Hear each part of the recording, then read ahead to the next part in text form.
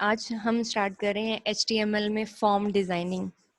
ठीक है, form designing जो है, जिस तरह आप किसी भी वेबसाइट पे जाते हैं और वहाँ जाके कोई फॉर्म फिल करते हैं ना, अपना अपना नाम लिखते हैं, रोल नंबर, अपनी क्लास, तो उसे हम कहते हैं फॉर्म।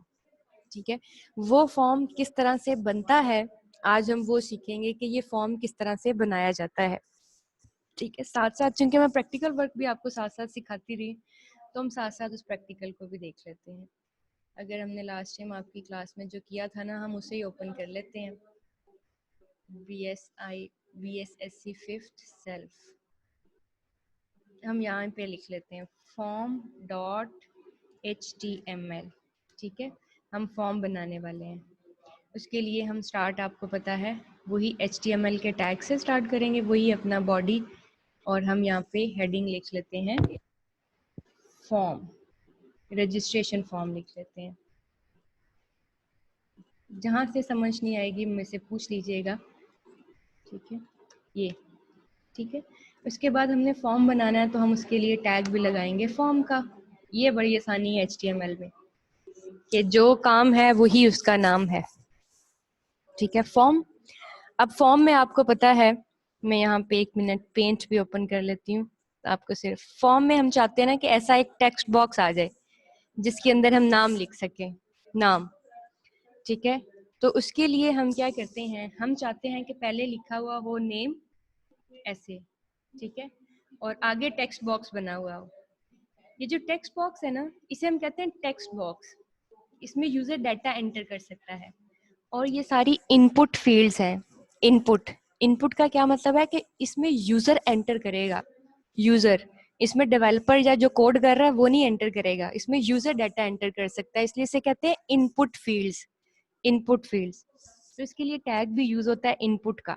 इनपुट, इनपुट का टैग बनाना क्या है हमने, उसके लिए हमें टाइप बतानी पड़ती है। टाइप इक्वल टू टेक्स्ट, कि हमने एक टेक्स्ट बॉक्स बनाना है। फिलहाल सिर्फ मैं इतना लिखूंगी, इतना, और मैं जाके देखती हूँ कि ये जो है वो मतलब क्या इसका रिजल्ट मेरी वेब स्क्रीन के ऊपर जो है वो डिस्प्ले आया है। ये फॉर्म, ठीक है, ये देखें क्या आया, नेम, और ये टेक्स्ट बॉक्स बन गया। ये देख रहे हैं एक टेक्स्ट बॉक्स, यहाँ पे लिखें अपना नाम। ठीक है, यूजर अपना नाम एंटर कर सकता है, ये ठीक हो गया। अब अक्सर आपने देखा होगा कि इस टेक्स्ट बॉक्स के पीछे लिखा हुआ होता है एंटर योर नेम, और जैसे ही हम लिखने लगते हैं वो गायब हो जाता है। ठीक है, उसे हम क्या कहते हैं, उसे हम कहते हैं प्लेस होल्डर। प्लेस होल्डर, क्या कहते हैं उसको, प्लेस होल्डर। ठीक है, एंटर योर नेम। ठीक है, ये प्लेस होल्डर हमारा लग गया। ठीक, अब मैं इसको सेव करती हूँ, अब उधर जाके देखते हैं प्लेस होल्डर। ये देखें, थोड़ा सा टेक्स्ट का कलर डल नजर आ रहा है ना आपको आम टेक्स्ट से, और जैसे ही मैं यहाँ पे लिखना स्टार्ट करूंगी, अभी नोट कीजिएगा, जैसे ही मैंने एस भी डाला है तो वो गायब हो गया। ठीक है, तो ये एंड्रॉयड में इसे हिंट कहते हैं, और HTML में इसे कहते हैं प्लेस होल्डर। प्लेस होल्डर, ठीक है। 1 मिनट जरा वेट कीजिए। अस्सलाम वालेकुम सर। दिए मैंने उसको पैसे, मैंने कहा कि जाके ना। अच्छा, तो ये हमारे पास क्या बन गया, ये हमारे पास टेक्स्ट बॉक्स बन गया। ठीक है, ये ठीक। इसी तरह से हमारे पास और क्या क्या चीजें होती हैं। अच्छा, यहाँ एक ऐसी एट्रीब्यूट भी है जिसका अभी काम कोई नहीं है फिलहाल, लेकिन ये इम्पोर्टेंट बहुत होती है, वो है नेम। नेम, एट्रीब्यूट का नाम है नेम। इसे पहले समझ लें आप क्या होता है। यहाँ इसका काम नहीं है, ये मैं पहले बता रही हूँ। क्या, जैसे वेरिएबल नहीं होते, क्योंकि आपको पता है कि यहाँ जो भी यूजर नाम एंटर करेगा ना अपना, ये मेरा नाम जो है ना फिर डेटाबेस में जाएगा। जब मैं रजिस्टर पे क्लिक करूंगी तो मेरा रिकॉर्ड डेटाबेस में जाएगा। डेटाबेस कहाँ पड़ी हुई है, सर्वर साइड पे। ठीक है, तो मेरा जो नेम है ना, वो ये HTML यहाँ से उठा के किसको दे देगा, PHP को। ठीक है, मेरा ये नाम PHP ने उठा के डेटाबेस में डालना है। इसका मतलब है ये जो इस टेक्स्ट बॉक्स में चीज है ना, वो PHP को रिक्वायर्ड है। तो मेरे पास अगर 2 टेक्स्ट बॉक्स लगे हुए हैं, तो PHP को इन दोनों टेक्स्ट बॉक्स में डिफरेंशिएट तो पता होना कि भाई इस टेक्स्ट बॉक्स का नाम क्या है, इसका नाम क्या है। जब मैं तो जैसे वेरिएबल्स के नाम होते हैं ना, क्योंकि ये जो इसके अंदर डाटा पड़ा हुआ है ये हमें चाहिए, ठीक है, ये हमने किसी वेरिएबल में स्टोर करना है, तो इस टेक्स्ट बॉक्स का कोई हमें नाम रखना पड़ता है ताकि पीएचपी में इस टेक्स्ट बॉक्स के अंदर पड़ा हुआ डाटा उठाया जा सके, ठीक है। तो मैं इसको टी नेम कर लेती हूँ, ठीक है, ये इसका नाम हो गया, ठीक है। ये वैसे ही नाम रखे जाते हैं जैसे वेरिएबल्स के नाम होते हैं कि ये डिजिट से स्टार्ट नहीं होने चाहिए, इनके नाम के दरमियान स्पेस नहीं होना चाहिए, ठीक है, स्पेस अलाउ नहीं है। ये नेम फील्ड समझ में आ गई, मतलब इसका यहाँ रोल नहीं है कोई। Yes ma'am. जब ये पीएचपी में हम डाटा उठाएंगे ना, इसके अंदर पड़ा हुआ, इस फील्ड के अंदर पड़ा हुआ, तो हम इस नाम के जरिए उठाएंगे कि टी नेम में जो नाम पड़ा है वो डाटाबेस में चला जाए, ठीक है। तो इस नाम के थ्रू हम डाटा जो है वो पिक करेंगे। इसलिए हर इनपुट फील्ड का नाम जरूरी होता है, हर इनपुट फील्ड का नाम जरूरी होता है कि उसमें पड़ा हुआ डाटा उसके नाम के साथ उठा लिया जाए, ठीक है। इसके अलावा हमारे पास क्या होता है, हमारे पास पासवर्ड होता है, पासवर्ड। तो पासवर्ड के लिए हम लिखते हैं input type equal to password, ठीक है। आपने टाइप भी इसकी पासवर्ड लिख देनी है, ठीक है। अभी मैं इसको लगाती हूँ यहाँ पे, तो आप देखेंगे कि ये इसके आगे आ गया है, ठीक है। हम चाहते हैं कि अगर आपने इसको नीचे लेके आना, क्योंकि बाय डिफॉल्ट जो है HTML वो लाइन ब्रेक नहीं करता, आपको पता है, हमें खुद से उसे लाइन ब्रेक का कहना पड़ता है। तो मैंने यहाँ पे BR लगाया, तो उससे क्या हुआ, ये मेरा न्यू लाइन पे है, ठीक है। अभी भी है बिल्कुल उसके साथ ही आ गया।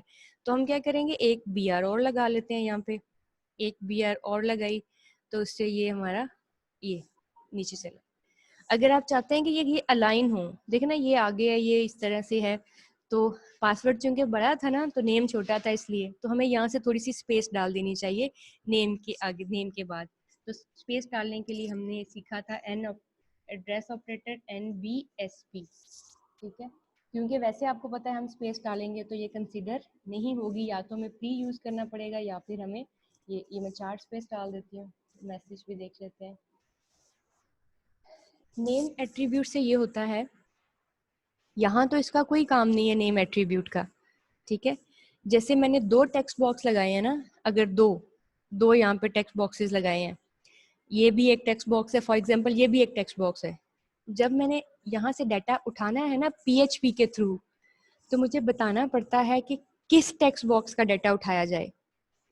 तो किस टेक्स्ट बॉक्स का फिर हम उसे नाम बताना पड़ता है कि टी नेम का डाटा उठा लो। टी नेम हमने खुद रखा है, ये हम कुछ भी रख सकते हैं, ये वेरिएबल का नाम है, ठीक है। टी नेम का डाटा उठा के ले आओ डाटाबेस में, तो फिर हमें वहां पर नेम बताने पड़ते हैं, क्योंकि अगर हम नाम नहीं रखेंगे ना तो हम इनके अंदर पड़ा हुआ डाटा नहीं पिक कर सकेंगे।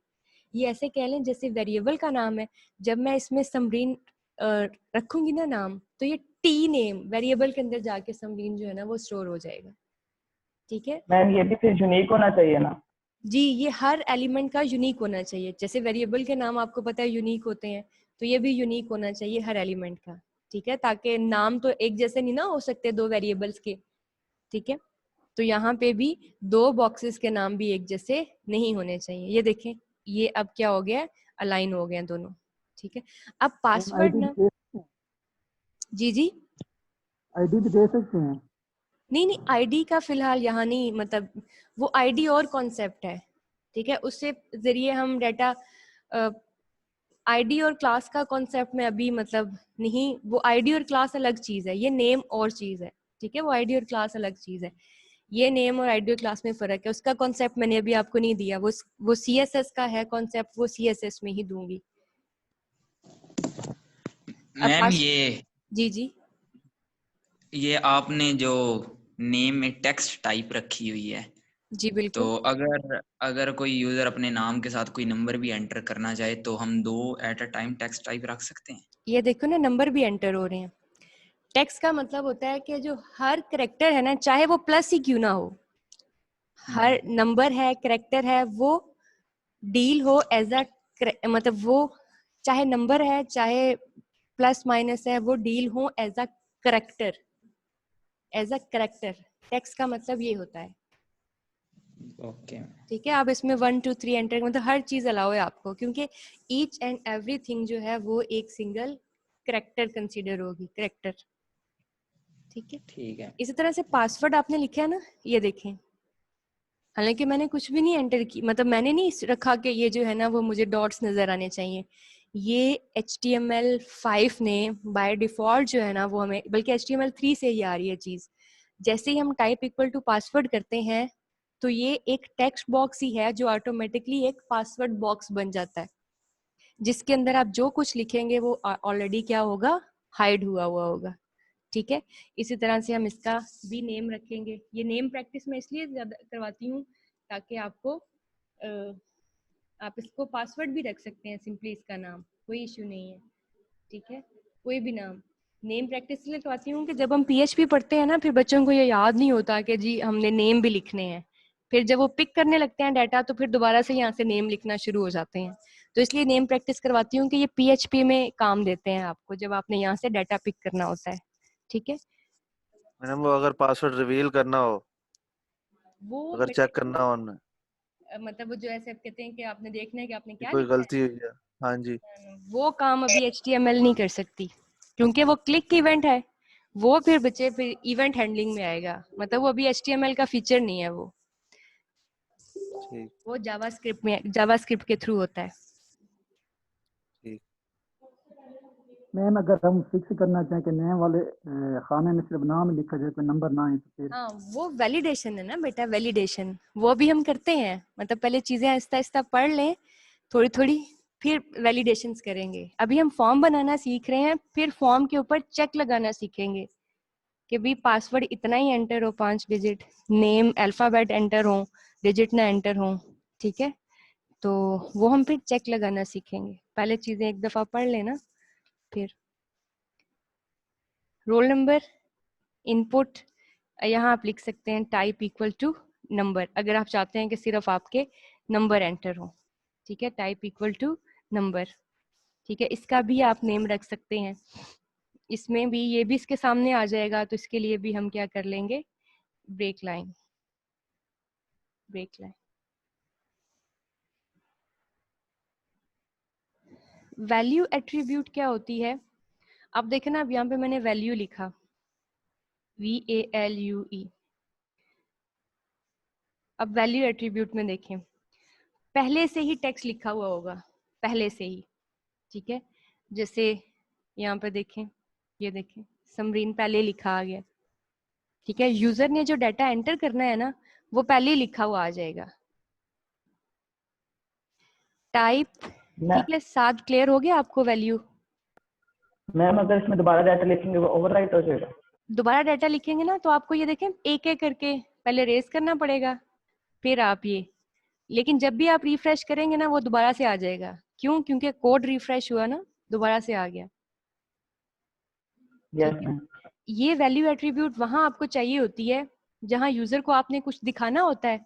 जैसे मैंने ना यहाँ पे, मैं कहती हूँ कि नेम फिक्स कर दूं मैं किसी का, ठीक है, कि यही नाम रखे, तो मैं इसको वैल्यू डाल के ना पहले से ही वैल्यू डाल के, और इसको कर देती हूँ रीड ओनली, रीड ओनली। ये रीड ओनली भी एक प्रॉपर्टी है इसकी, जिसकी कोई वैल्यू नहीं है, ये रीड ओनली। इससे क्या होगा, ये अब मैं नहीं इसमें लिख सकती, मैं कीबोर्ड से प्रेस कर रही हूँ, मैं नहीं लिख सकती इसमें। क्यों? क्योंकि मैंने इसको कह दिया कि मैंने इसको रीड ओनली बना दिया है। ठीक है, 1 मिनट से। अस्सलाम वालेकुम मैम। अच्छा, तो मैं आपको क्या बता रही थी, रीड ओनली। तो इसमें आप सिर्फ ये प्रॉपर्टी जो है ना, मतलब आपने इस सेल को रीड ओनली कर दी है। यहाँ पे यूजर सिर्फ जो है ना वो इस सेल के अंदर डाटा देख सकता है, लिख नहीं सकता। या आप इस सेल को जो है ना वो डिसेबल भी कर सकते थे, डिसेबल। ठीक है, डिसेबल मेरे ख्याल में इसकी वैल्यू दे दें ट्रू, डिसेबल ट्रू। ये देखिए ना, डिसेबल ही हो गया बिल्कुल। ठीक है, पहले तो एनेबल था ना कि मतलब क्लिक हो जाता था, डिसेबल में तो अब क्लिक भी नहीं होता। ठीक है, तो ये डिसेबल हो गया, लेकिन डाटा हमने इसमें डाल दिया था कोड के थ्रू, वैल्यू लिख के ना कोड के थ्रू। और पहले मैंने वैल्यू इसलिए नहीं लिखी थी क्योंकि मैं यूजर से लेना चाह रही थी। होता है ना आपके, जब आप C++ के प्रोग्राम लिखते हैं कि आप कई दफा वैल्यू वेरिएबल के अंदर डाटा प्रोग्राम में डाल लेते हैं, और कई दफा आप जो है ना वो डाटा जो है ना वो यूजर से ले लेते हैं सीन करके। आप वेट कीजिएगा।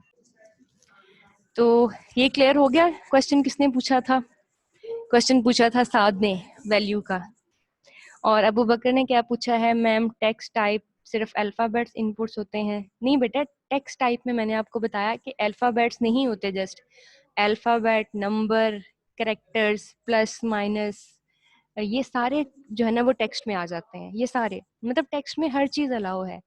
मतलब एक तो मैम फिर नाइन ये जो है वारकर कौन सी होती है?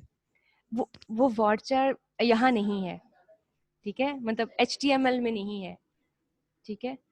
HTML में वो क्योंकि वेरिएबल कैरेक्टर नहीं है, HTML में सिर्फ टेक्स्ट ही है। ये दोनों को सपोर्ट कर रहा है।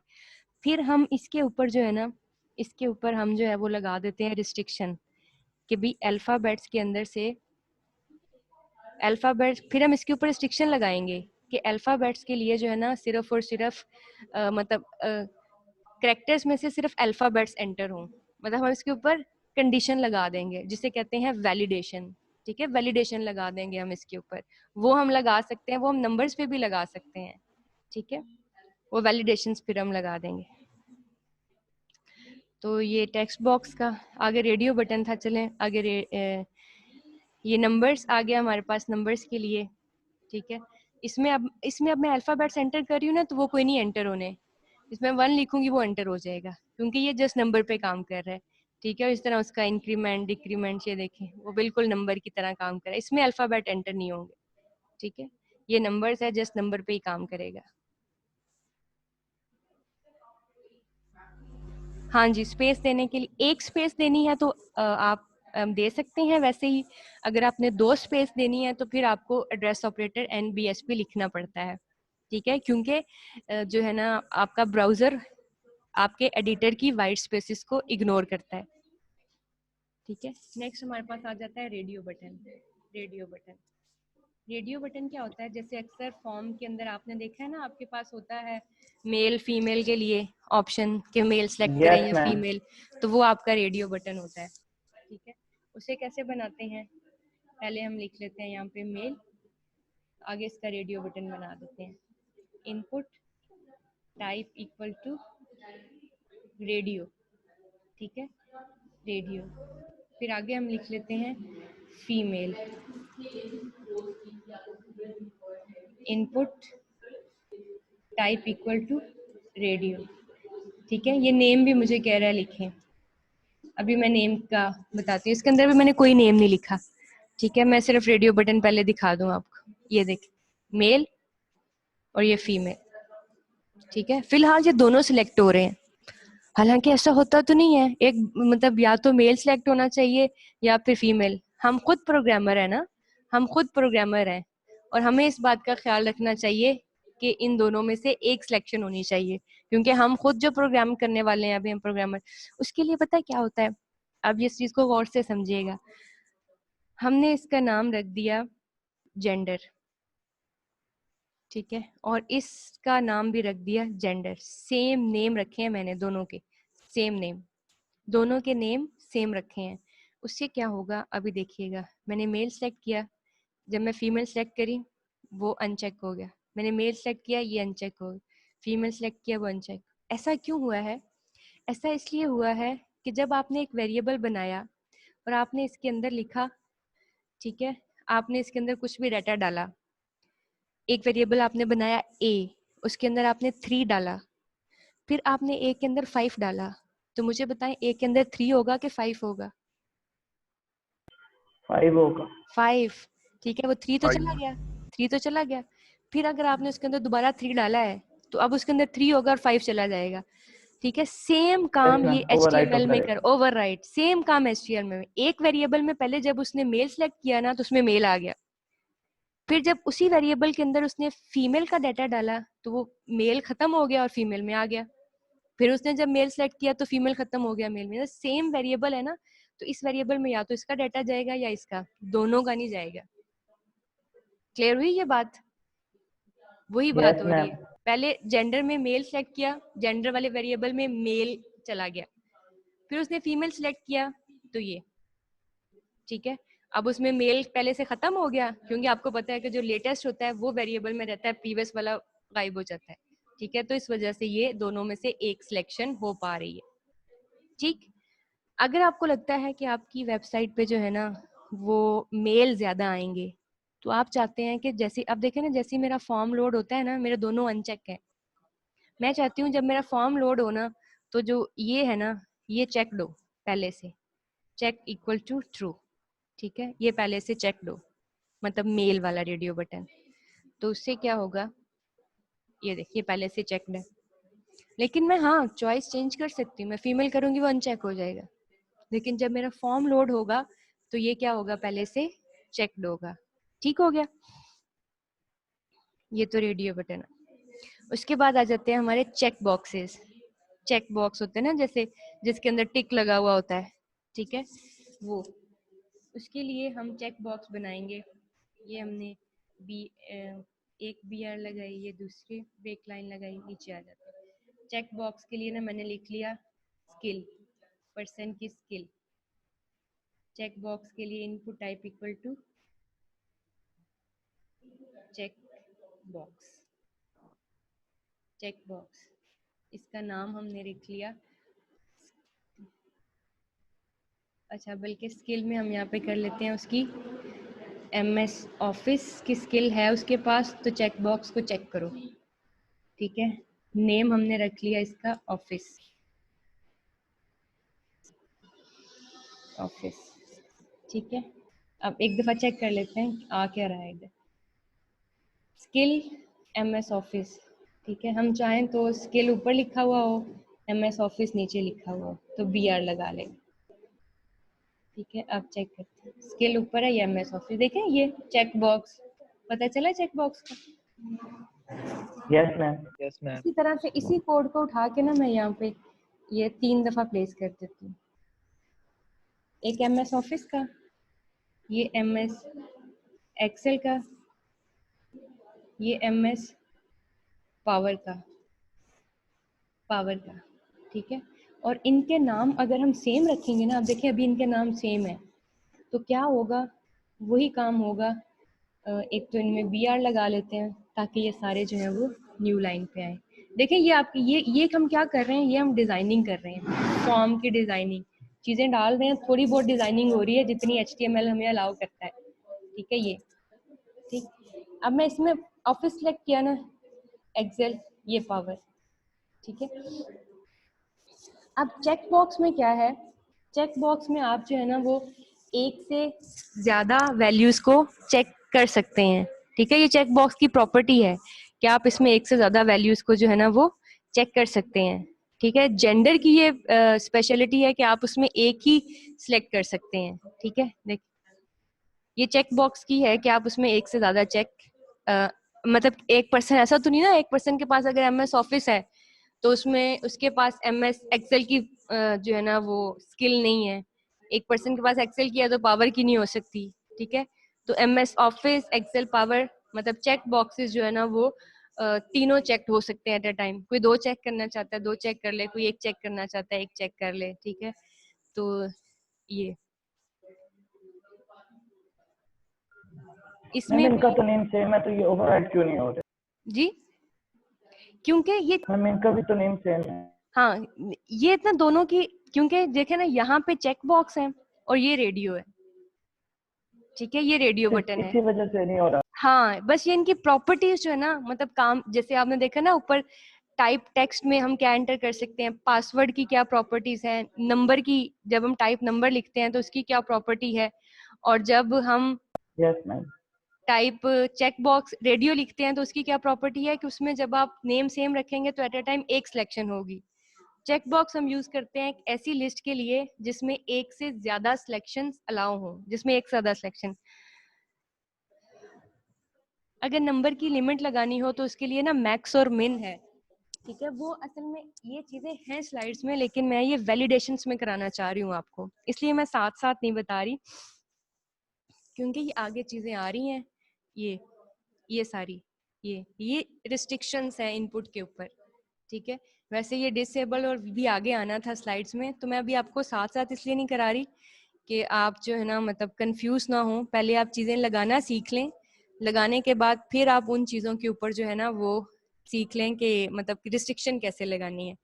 देखिए ये मैक्स और मिन है इसके लिए। अगर आप चाहते हैं कि यहाँ जो नंबर है ना वो मैक्स इक्वल टू 50, ठीक है, ये अब आपने क्वेश्चन पूछा तो मैं बता रही हूँ यहाँ पे, अदरवाइज ये हमारा आगे टॉपिक है ना, मैक्स इक्वल टू 50।